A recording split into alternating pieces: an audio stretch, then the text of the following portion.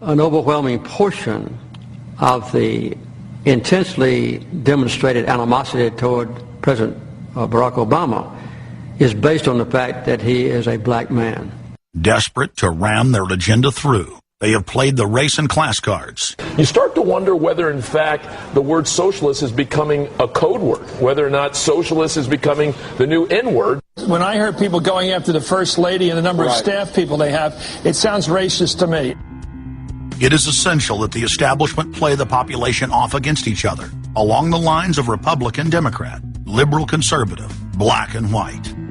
As long as the people are fighting with each other, they can never get together and remove the corporate dictatorship that has criminally seized power through the national security state.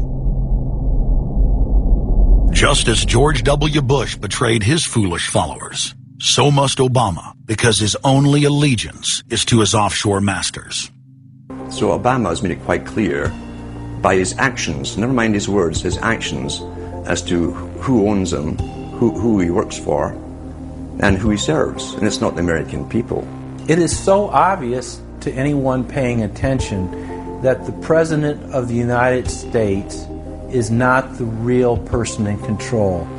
Whether it is Gerald Ford or Jimmy Carter or Ronald Reagan or Clinton or Bush, Obama is no different. And to think that he is an independent figure is just crazy.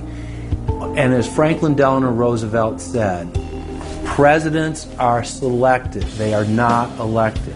Obama pledged that he would end NAFTA and GATT, and has since fought to expand both of them. Obama promised that he would have the most transparent administration ever, and he is already more secretive than Bush and Cheney ever were, even making it a secret who visits the White House. Obama made the centerpiece of his campaign the pledge that taxes would not be raised on anyone making under $125,000 a year. He has since gone back on that promise as well, and has proposed new taxes on payroll, energy, home mortgage deductions, and scores of other taxes. Obama said he was going to abolish the Patriot Act. He now vigorously defends it. We saw the same type of flip-flop when it came to warrantless wiretapping of the American people. Look what Obama's done with wiretapping, surveillance. He's brought it to heights even beyond what George Bush, the disgusting levels that he brought it to. So we have more surveillance. Now they're talking about, what is it called, Cybercom, the new Pentagon secret cyber society that's going to be watching over us to get those terrorists. We got to get those terrorists. So now they'll be invading our privacy even more. So, I mean, it really almost makes you ask the question, would it have been better if we never invented the internet and had to use paper and pencil or whatever? Now Obama is setting up the Cybersecurity Command, which the government admits completely ends the Fourth Amendment and allows President Obama to shut off the internet in the United States whenever he wishes. Indeed, in today's world, acts of terror could come not only from a few extremists in suicide vests, but from a few keystrokes on the computer, a weapon of mass disruption. As part of the new single national security staff announced this week, I'm creating a new office here at the White House that will be led by the cybersecurity coordinator. This new control grid is administered by the Pentagon. They just want to keep tabs on us. So we're turning into a surveillance, wiretapped government state.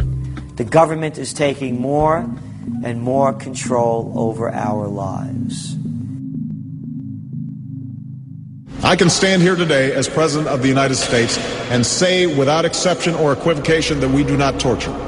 Obama made a show of investigating torture, but has ignored the Army's own detailed investigative reports, which name the torturers that the White House memos document were following the directives of Bush and Cheney, the men who are most guilty for issuing the infamous orders. Some low-level soldiers have been prosecuted for their role at Abu Ghraib, but no senior officer has been held accountable in any of these cases to date. Next, Obama expanded Bush's doctrine of indefinite detention of foreigners without trial to holding citizens without evidence indefinitely, without ever even committing a crime. President Obama today proposed something new, something called prolonged detention. Pre-crime is where people are arrested and incarcerated to prevent crimes that they have not yet committed. Barack H. Obama, who ran as an anti-war candidate, has continued the war in Iraq, massively expanded the war in Afghanistan, and unleashed a new conflict in Pakistan. Now Obama is promoting the biggest defense budget in history, dwarfing George Bush's war machine. What George Bush has been trying to do as part of his effort to accumulate more power in the presidency is he's been saying, well, I can basically change what Congress passed by attaching a letter saying, I don't agree with this part or I don't agree with that part. I'm going to choose to interpret it this way or that way. That's not part of his power. But this is part of the whole theory of George Bush, that he can make laws as he's going along. I disagree with that. I taught the Constitution for 10 years. I believe in the Constitution, and I will obey the Constitution of the United States. We're not going to use signing statements as a way of doing an end run around Congress. All right? Obama guaranteed that once president, he would stop the unconstitutional practice of issuing signing statements, through which the executive branch illegally usurps the legislative power of Congress. Congressman Kucinich, when he introduced his 60 articles of impeachment against Bush Jr., I think one was the signing statements. The form of the resolution is as follows. A resolution, articles of impeachment of George Bush, President of the United States. Resolved, that President George W. Bush be impeached for high crimes and misdemeanors.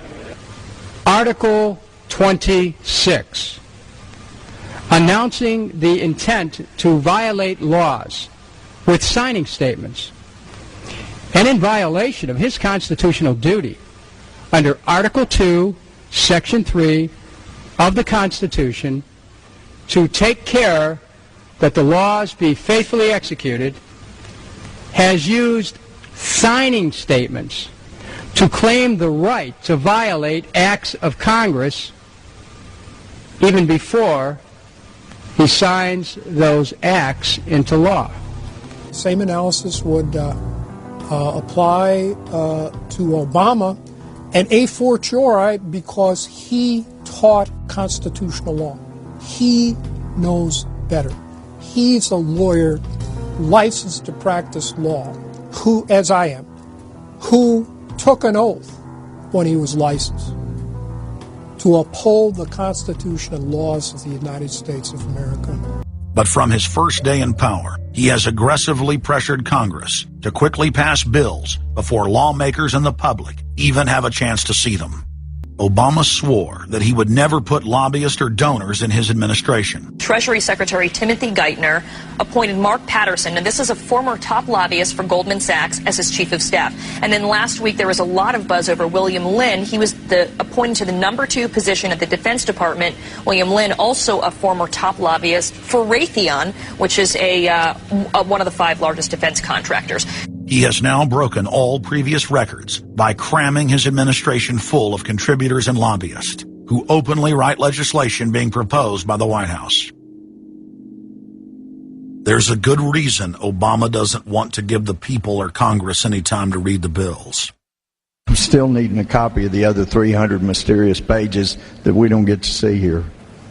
Shortly after the 2008 election, Vice President Joe Biden confided to top supporters that it was essential that their program be implemented at lightning speed. Because their agenda was so unpopular, they knew Obama would lose support quickly. Obama's handlers were in a race to pass a raft of legislation before the people discovered that Obama was just a slicker, updated version of previous puppets. Obama is the New World Order's closer. It's his job to repackage and solidify the tyrannical policies of George W. Bush as progressive and trendy. So part of my job, I think, as president, is to make government cool again. Chris Hedges, author of Empire of Illusion, explained it succinctly. President Obama does one thing, and Brand Obama gets you to believe another. This is the essence of successful advertising. You buy or do what the advertiser wants because of how they make you feel. Through Obama, the global establishment are now putting their entire program into high gear. Obama is attempting to dismantle the Second Amendment with more than a dozen victim disarmament bills now in Congress. The key is going to be, I think, for us to come together and say people do have an individual right, and there's nothing wrong with common sense gun laws. Hate crime and cyberbullying bills in the House and Senate would effectively criminalize free speech protected under the First Amendment. It is absolutely true that NAFTA was a mistake. A senior member of the Obama campaign called the Canadian government within the last month to say that when Senator Obama talks about opting out of the free trade deal, the Canadian government shouldn't worry. The operative said it's just campaign rhetoric and don't take it seriously. Campaign officials called the U.S. ambassador to Canada and say, don't worry, it's just campaign rhetoric about NAFTA. The Canadian government put out a statement indicating that this was just not true. So I don't know who the sources. It wasn't true. Amid all of the denials, sources at the highest level of the Canadian government who first confirmed that a call was made, late this afternoon reconfirmed that a call was made. President Obama is promoting the creation of a North American Union and is attempting to expand NAFTA and GATT. President Obama is pushing nation-ending blanket amnesty for more than 20 million foreign aliens living illegally inside the United States. He's also overseeing the hijacking of health care by the federal government, which will nationalize more than 20% of the U.S. economy. And you want us to believe that a government that can't even run a cash for clunkers program is going to run 1/7 of our U.S. economy. No, sir. No. Obama is continuing the transfer of national sovereignty to unelected international bodies like the United Nations and World Trade Organization. And most important of all, under the cover of banking reform, Obama wants to hand dictatorial power over the United States economy to an offshore private banking cartel known as the Bank of the World. Richard, what happened to all those threats from France's president about storming out and about having a global regulator who is going to reach across borders and be able to deal with markets no matter what country they were in? They have opened up the idea of there being some form of other regulator across countries, and I think that's going to come back. Is this some sort of new world order, which Gordon Brown kind of alluded to? I think a new world order is emerging, and with it the foundations of a new and progressive era of international cooperation. The finance heads of the 20 industrialized nations met again in late September of 2009 at the G20 summit in Pittsburgh, Pennsylvania. At that meeting, ministers called for an end to the dollar as the world reserve currency. They also called for a strengthening of global governance and called for a new world order. While the bankers were busy carving up the world at the G20 summit, Barack Obama was in New York City at the United Nations because he's got a new job to chair the United Nations Security Council, the most powerful position in the world government body. President Obama does what no other U.S. president ever has. President Obama presided over the UN's most powerful body. That would be the Security Council. 6,191st meeting of the Security Council. For a couple of hours, you could say Mr. Obama was president of the world. It is the story of a world that understands that no difference or division is worth destroying all that we have built. In my own country, it has brought Democrats and Republican leaders together. Leaders like George Shultz, Bill Perry, Henry Kissinger, and Sam Nunn, who are with us here today. Barack Obama is the first president to hold two posts simultaneously. And there's a good reason for that. It's illegal. Article 1, Section 9 of the Constitution forbids any U.S. president from serving any foreign government or institution. He swears an oath to protect and defend the Constitution of the United States. But now Barack Obama has sworn allegiance to the global government and the United Nations that he heads up. Let that sink in real good. Barack Obama now heads the United Nations Security Council. You cannot serve two masters, and Obama isn't. He's selling out the last vestiges of sovereignty that this country had. This, ladies and gentlemen, is the destruction of our nation, and it's also high treason. Obama's lies are obvious and out in the open.